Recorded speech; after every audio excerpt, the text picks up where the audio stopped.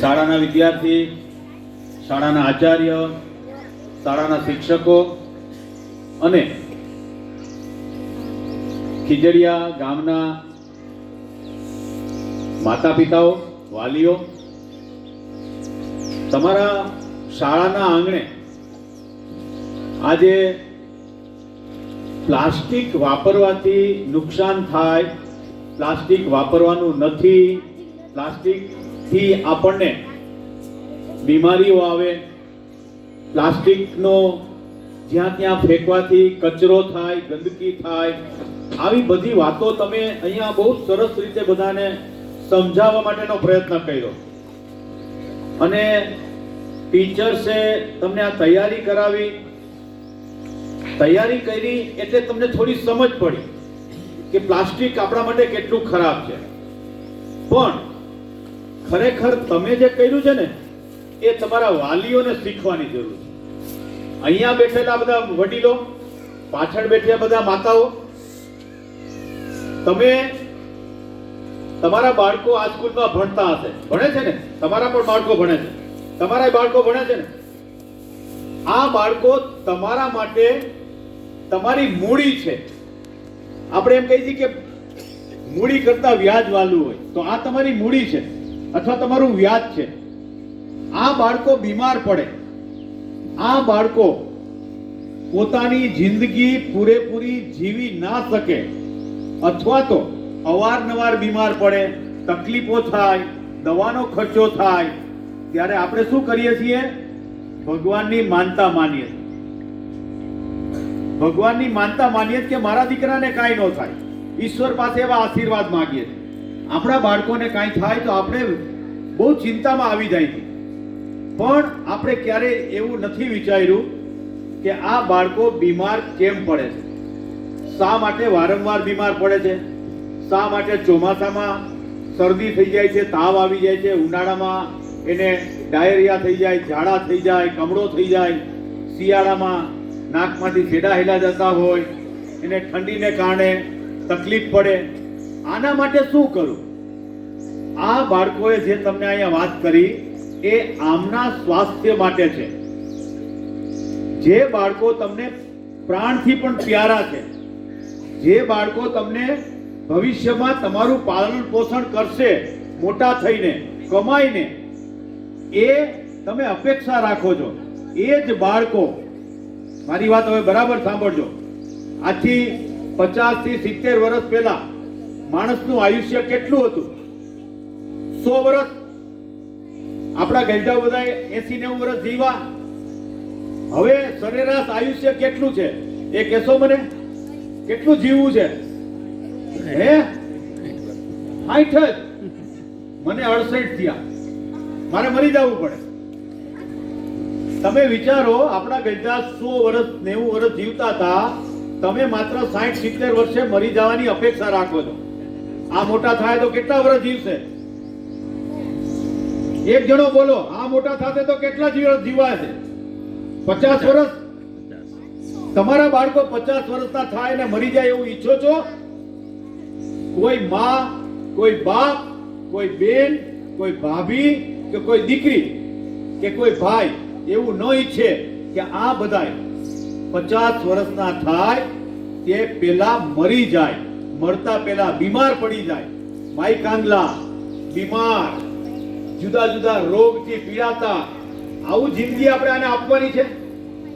તમે આને ભણવા મોકલો છો, તૈયાર કરીને મોકલો છો, નવરાવી ધોવરાવીને, માથું ઓડાવીને, તેલ નાખીને, અને પાછા આવો ત્યારે પૂછો કે માસ્તરે શું ભણાવ્યું, તે તને ભાગ આપ્યો તો એ ખાધો કે નહીં? આટલી ચિંતા કરો છો. બાળકને બીમાર ન પડે એના માટે તમારા ઘરમાં 2 વખત સંજવાળી કાઢો છો કે નહીં? બાળક તંદુરસ્ત રહે એટલે એને શિયાળામાં અળદિયા ખવડાવો છો, એને ફ્રૂટ ખવડાવો છો. શું કામ? આ બાળકો મોટા થઈને તમારી સેવા કરે, એ પોતે મોટા થાય, એનો પરિવાર આગળ વધે. જો આવી જ રીતે 90-100 વર્ષ પહેલા આપણે 100 વર્ષ જીવતા હતા, હવે 70 વર્ષ જીવવાના છીએ. આના માટે આપણે 50 વર્ષની આયુષ્ય નક્કી કરીએ અને બીજા 40 વર્ષ વિચારીએ કે આના છોકરા થાય, એ કેટલું જીવશે? એ આપણાથી ઓછું ને. આપણે ઈચ્છીએ છીએ કે 40 વર્ષના થાય ને મરી જાય આના છોકરાઓ? જો તમે આવું ઈચ્છતા ન હો તો તમારે આ લોકોની તંદુરસ્તીનો ખ્યાલ રાખવો પડશે, ગંદકી દૂર કરવી પડશે. વર્તમાન સમયમાં અત્યારે તમારા ઘરના ઉંબરાની બહાર, તમારી શાક માર્કેટમાં, તમારા ગામમાં, તમારી ગલીમાં, તમારી દુકાનની આસપાસ સૌથી વધુ જો કચરો હોય ને તો એ પ્લાસ્ટિકનો છે. એટલે અહીંયા એમ સમજાવવાની પ્રયત્ન કરે છે કે પ્લાસ્ટિકનો ઉપયોગ ઓછો કરીએ. ઓછો ઉપયોગ કરશું, ઓછો કચરો થશે. તમે કહેશો કે તો શું કરું? આજથી 50 વર્ષ પહેલા આપણે આટલો પ્લાસ્ટિકનો ઉપયોગ કરતા નહોતા.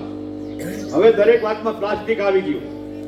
ખાવાનું, પીવાનું, બાળકો નાના હોય એની બોટલ, એના રમકડા, બધું જ પ્લાસ્ટિકનું. તમને જાણીને આશ્ચર્ય થશે અને સાથે સાથે તમને દુઃખ થવું જોઈએ. ડોક્ટરોએ અને વૈજ્ઞાનિકોએ માતાના ધાવણમાં પ્લાસ્ટિકના નાના નાના કણ જોયા છે. માતાનું ધાવણ આ દુનિયાનું શ્રેષ્ઠ અમૃત છે. આ અમૃતની અંદર માતા જ્યારે એનું શરીર દૂધ બનાવે છે એમાં પ્લાસ્ટિકના કણ મળ્યા છે.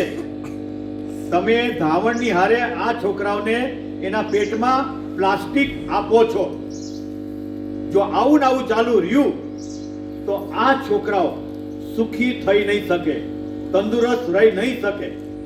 તમારે આ બાળકોને, તમારી પેઢીને સુખી, તંદુરસ્ત ને સારું જીવન આપવું હોય છે તો મહેનત તમારે કરવી પડશે, આ લોકોએ નહીં. આ તો એમ કહેશે કે અમારા વડીલોએ ધ્યાન ન આપ્યું અને અમે 50-60 વર્ષે બરબાદ જેવા થઈ ગયા. દોષ કોને આપશે? વડીલોને, મને, શિક્ષકોને ને તમને, કે અમને કોઈ શીખડાયું જ નહીં કે આનો ઉપયોગ ના કરાય.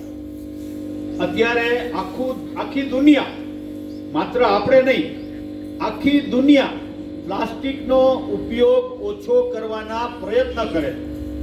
શું કામ?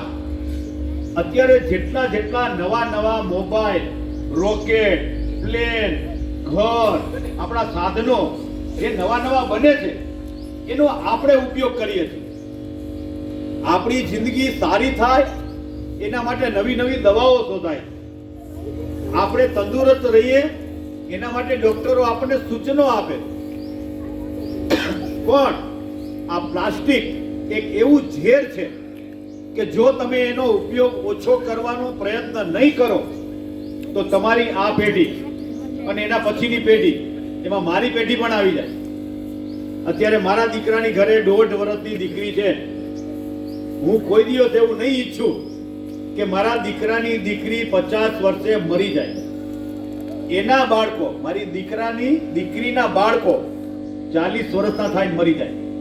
હું એવું નથી ઈચ્છતો. એટલા માટે હું અહીં ગળું ઢળ્યું છું. એટલા માટે હું ગોંડલથી તમારી પાસે આવ્યો છું. મને ભાવેશભાઈએ વાત કરી કે રાજકોટ જિલ્લાની ખીજડીયા શાળામાં પ્લાસ્ટિકનો ઉપયોગ ઓછો કરવાની છોકરાઓએ સરસ મજાની પ્રવૃત્તિ કરી. જીતેશભાઈ, તમે આવશો? ત્યારે મેં કીધું હું આવું જ છું એટલા માટે કે મને મારા બાળકોની સાથે આ બાળકોની ચિંતા છે. મારા દીકરાની માત્ર એક જ દીકરી આ દુનિયા ઉપર જીવતી હશે ને, એ જીવી નહીં શકે. આ બધાય જીવવા જોઈએ, કારણ કે એ આપણા બાળકો છે. આપણને એમ કહેવામાં આવ્યું છે કે ભારત મારો દેશ છે, બધા ભારતીયો મારા ભાઈ બહેન છે, એટલે કે મારો પરિવાર છે. અને જો આ મારો પરિવાર હોય એવું માનતો હોઉં તો મને આમની પણ ચિંતા થવી જોઈએ, એના બાળકોની પણ ચિંતા થવી. અને મને તમને ખીજાવવાનો અધિકાર પણ એટલા માટે કે આ બધાય માટે તમે બાધા આકરી રાખો, કંઈક વાના કરો, અડધા થઈ જાઓ. પણ ખરેખર જે વાત ધ્યાનમાં લેવાની છે, આપણે જે કરવાનું છે એ આપણે કરતા નથી. આપણને એમ થાય કે હું એક જબલું લઈ આવું એમાં શું ફેર પડે. તમે દિવસમાં એક વખત જોજો કે તમારા ઘરમાં પ્લાસ્ટિક કેટલું આવે. એ પ્લાસ્ટિકનો ઉપયોગ કરી અને આપણે એને ફેંકી દઈએ. પ્લાસ્ટિકના રમકડા, જાડું પ્લાસ્ટિક, એનો વિરોધ નથી. જે પ્લાસ્ટિક વાપરીને ફેંકી દઈએ છીએ એનો વિરોધ છે. કારણ કે એવું પ્લાસ્ટિક ખરેખર ઝેર જેટલું ખરાબ છે. એ પ્લાસ્ટિક ગાય ખાય છે ને, એ માત્ર ગાય નથી ખાતી, આ છોકરાઓ ખાય છે, તમે પણ ખાઓ છો. બજારમાં ચાની દુકાને ઊભા રહીને જે કપમાં તમે ચા પીવો છો એ કપમાં કાગળના કપની અંદર એવું પ્લાસ્ટિકનું એક કોટેડ આવે છે કે એમાંથી ચા નીચે ન પડી જાય. અને ચા કેટલી ગરમ હોય છે એ ગરમા ગરમ ચાયમાં એક વખત આંગળી બોરી જોજો, એમાં પ્લાસ્ટિક ઓગળી જાય છે. એ કપમાં રહેલું પ્લાસ્ટિક ઓગળી જાય છે, એ તમારા પેટમાં જાય છે. પ્લાસ્ટિકમાં ગરમ વસ્તુ લઈ આવીએ છીએ ત્યારે એ ગરમ વસ્તુમાં પ્લાસ્ટિક ઓગળે છે. દીકરાને આપણે એમ કે જા ગરમા ગરમ વસ્તુ લઈ આવ, એ લઈ આવે છે તેમાં પ્લાસ્ટિકમાં. અને આ પ્લાસ્ટિક આપણા જીવનની અંદર એવું વણાઈ ગયું છે, આપણને ખબર નથી કે આપણે આપણા બાળકોને, આપણી આવતી પેઢીને ઝેર પીવડાવી રહ્યા છે. આ વાત સમજાવવા માટે ગીર ફાઉન્ડેશન ગાંધીનગર, ગુજરાત, આખું ભારત અને આખી દુનિયા પ્રયત્નો કરી રહી. કોને સમજાવવાના? આ 10-12 વર્ષના છોકરાઓને, જેને આપણે આખો દી એમ કહીએ કે તને ખબર ન પડે, હું કહું એમ કહે. અને બાપા એમ કહે સાવ બોઘા જેવા, કાંઈ ખબર નથી પડતી. એના ભાઈ, તમે 10 વર્ષના હતા ત્યારે તમને ખબર પડતી હતી ના? બાપાને માં ઢોલે આવીને મારીને શીખડાવ્યું. હવે આપણે મોટા થયા, સમજદાર આપણે છીએ, સમજવાનું આપણે છે. જો તમને તમારી પેઢી માટે પ્રેમ હોય, તમને તમારી પેઢી માટે લાગણી હોય, તો પ્લાસ્ટિકનો ઉપયોગ ઓછો કરવાનો પ્રયત્ન કરો. કાપડની થેલી હતી, મને યાદ છે, હું ઠેઠ 8મા ધોરણમાં આવ્યો ને ત્યારે પહેલી વાર મેં પેન્ટ પહેર્યું હતું. ત્યાં સુધી ચડ્ડીમાં હતો. એ ચડ્ડી ફાટી જાય એટલે એમાં થીગડું મારવામાં આવતું.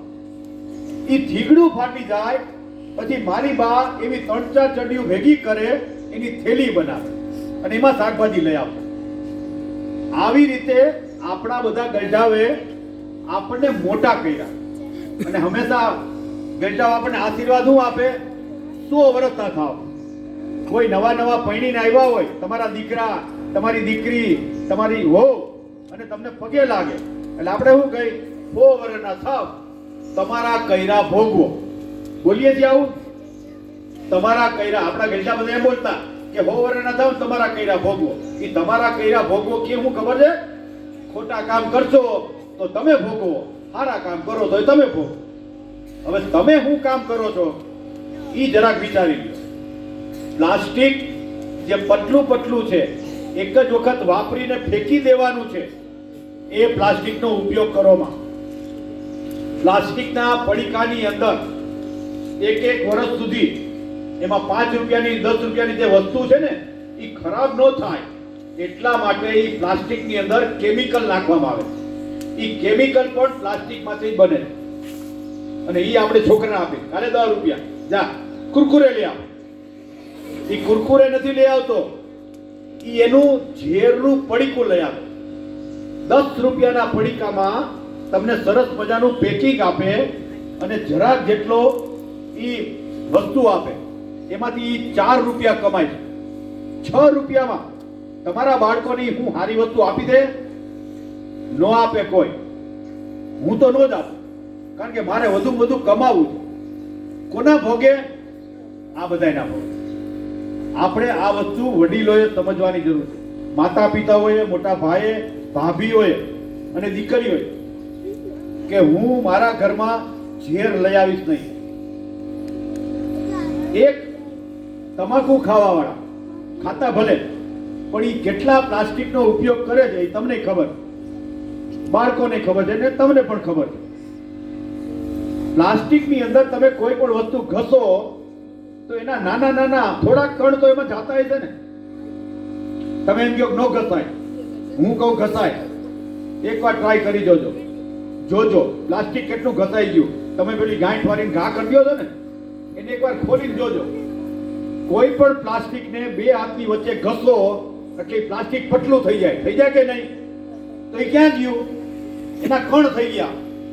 ફાકી ઘસો છો ને એમાં પ્લાસ્ટિકે હેરે ખાવ છો, અને પછી તમે એમ કહો કે હારું તબિયત ખરાબ થઈ ગઈ, ડોક્ટરને બતાવવું જોશે. અને ડોક્ટર એમ કહે કે બહુ તકલીફ છે ભાઈ, ઓપરેશન કરવું જોઈએ. આપણે એમ થાય મને તો કઈ બીજી તકલીફ નથી, પણ તકલીફ 30 વર્ષથી 25 વર્ષથી આ પ્લાસ્ટિકનો કચરો આપણા શરીરમાં નાખીએ છીએ. એ જ્યારે શરીર નબળું પડે 50 વર્ષ પછી આપણે બીમારીઓ આવે. અને ગમે એટલું કમાણા હોય ને, દવામાં જ પૈસા જાય.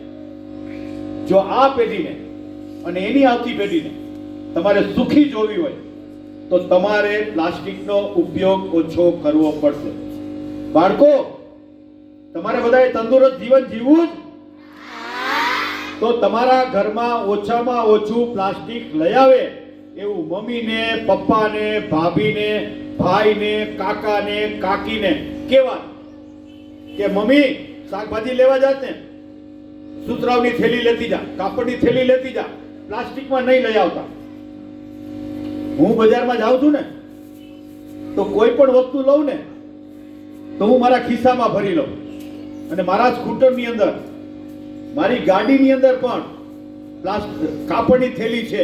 અત્યારે કોઈને પણ જોવું હોય તો મારી ગાડી જોઈ લ્યો, મારી ગાડીમાં કાપડની થેલી છે. હું મારી મોટરમાંથી બહાર પ્લાસ્ટિક ફેંકતોય નથી. તમને ખાલી એટલું જ કહું, અહીંથી તમે ઘરે જાઓ ને તો તમે જ્યાં ચાલો છો, તમે જ્યાં બેસો છો, તમે જ્યાં ધંધો કરો છો, ત્યાં એક નજર આસપાસમાં નાખજો. નકરું પ્લાસ્ટિક છે. આ પ્લાસ્ટિક માત્ર ગાયને નુકસાન નથી કરતું, ભાઈને ને બેનને પણ કરે. આ પ્લાસ્ટિકથી આપણે બચવાનું છે.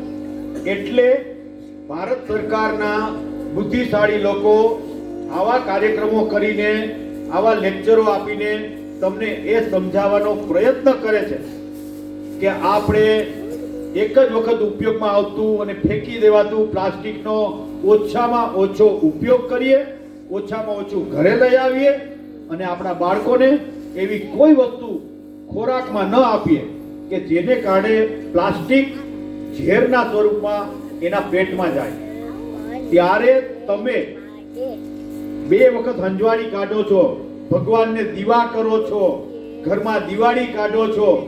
આ બધું જ જ્યારે સાર્થક થશે ત્યારે આની તંદુરસ્તીનું ખ્યાલ રાખજો. તમે ગરડા થશો અને આ 30 વર્ષના થાય અને તંદુરસ્ત નહીં હોય તો કમાઈને દઈ નહીં શકે.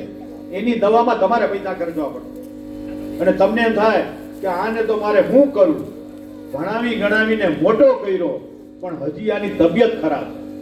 એના જવાબદાર કોણ? આપણે. તમે, હું, તમે અને આ બધા. સુધરવાનું આપણે છે. હવે પછી જ્યારે બાળકને એમ કહો ને કે તને ખબર નથી પડતી, ત્યારે પૂછજો, મને ખબર પડે, હું ઘણા ખોટા કામ કરું. તો ચાલો આપણે બધા સાથે મળીને નક્કી કરીએ કે આપણી પેઢીને અને એની પેઢીને આપણે 100 વર્ષની આયુષ્ય પરિવાર જીવી શકે એવું પર્યાવરણ, એવી સ્વચ્છતા, એવો ખોરાક અને એવી જવાબદારી આપણે નિભાવશું. આ નક્કી કરવાનું તમારે બધાએ. મારા દીકરો, મારી ઘરે દીકરો આવ્યો ને અને બીમાર પડ્યો હતો ને, મારી બાએ ભગવાનના દીવા માંગ્યા. એટલે મેં પૂછ્યું, મેં તો બા દીવા કરવાથી આ છોકરો હાજો થાય? મને કે તને ન ખબર પડે, મારો ભગવાન હાજો કરશે. 3 દી સુધી રાહ જોઈ. પછી ડોક્ટરે કીધું કે રાજકોટ લઈ જવો પડે. રાજકોટ લઈ આવ્યા, એમ્બેસેડર ગાડીમાં. ત્યારે ફ્યાટ ને મારુતિ નહોતી. એ ખર્ચો કરીને છોકરાની દવા કરી અને ત્યારે સાજો થયો. ભગવાનના શ્રદ્ધા રાખો છો ને, ભગવાનના દીવા માનો છો ને, તમારા મંદિરની અંદર તમે ક્યારે કચરો કરો છો? એમાં ક્યારે પાનની પિચકારી મારો છો? એમાં પ્લાસ્ટિક મૂકો છો? આના ખોરાકમાં શું કામ મૂકો છો? આ ભગવાન જ છે.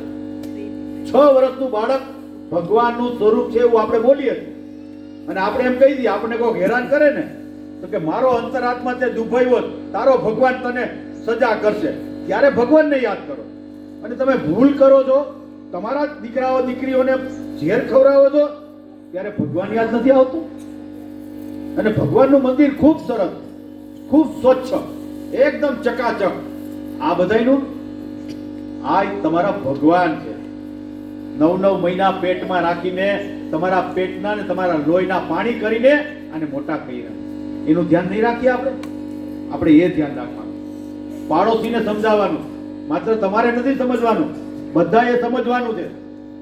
ભાઈબંધને કહેવાનું, સગાવાલાને કહેવાનું. આ વાત જ્યારે તમે સમજશો, એનો અમલ કરશો, ત્યારે આનું ભવિષ્ય સારું થશે. નહીં તો મારા છોકરા, તમારા છોકરા, આપણા બધાના છોકરા આવતા 50 વર્ષ પછી 50 વર્ષની આયુષ્ય ભોગવી નહીં હતી. હવે નક્કી તમારે કરવાનું કે આપણે એને 100 વર્ષ જીવવા દેવા કે 50 વર્ષે મારી નાખવા. તમે બધાએ બાળકોએ ખૂબ સરસ મજાની તૈયારી કરી, આટલા બધા ઇનામ. આ મને જોઈને એમ થયું કે મને સાહેબ એક આપે તો મજા આવી જાય. એવી સરસ બોલપેન, એવા સરસ પેટ તમારા માટે લઈ આવ્યા. શું કામ?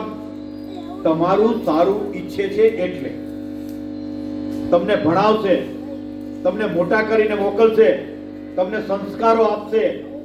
તમે હાઈસ્કૂલમાં ભણશો, તમે કોલેજમાં ભણશો, પછી નોકરીએ લાગશો.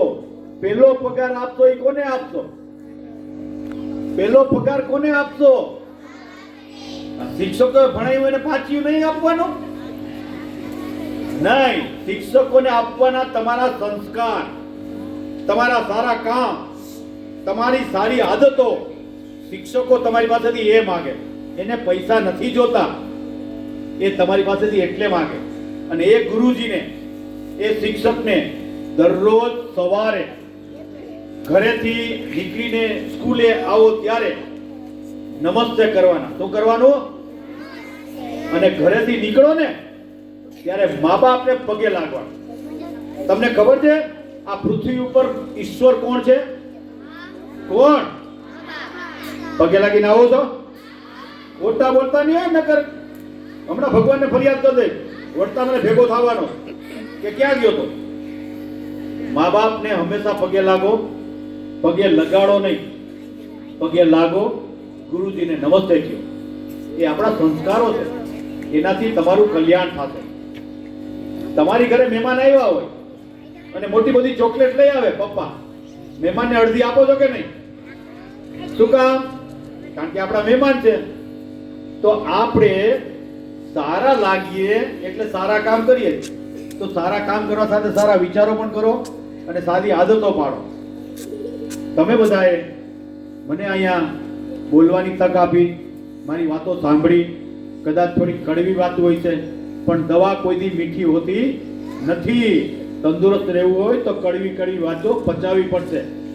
તો વहाँ બેઠેલી માતાઓ બધી, અહીંયા બેઠેલા વડીલો, બાળકો, શિક્ષકો, એ બધાયમાં રહેલા ઈશ્વરને હું પ્રણામ કરું છું. અને તમારા સૌનું આયુષ્ય તંદુરસ્ત અને સુખમય વીતે એવી ભગવાનને પ્રાર્થના કરું. આભાર.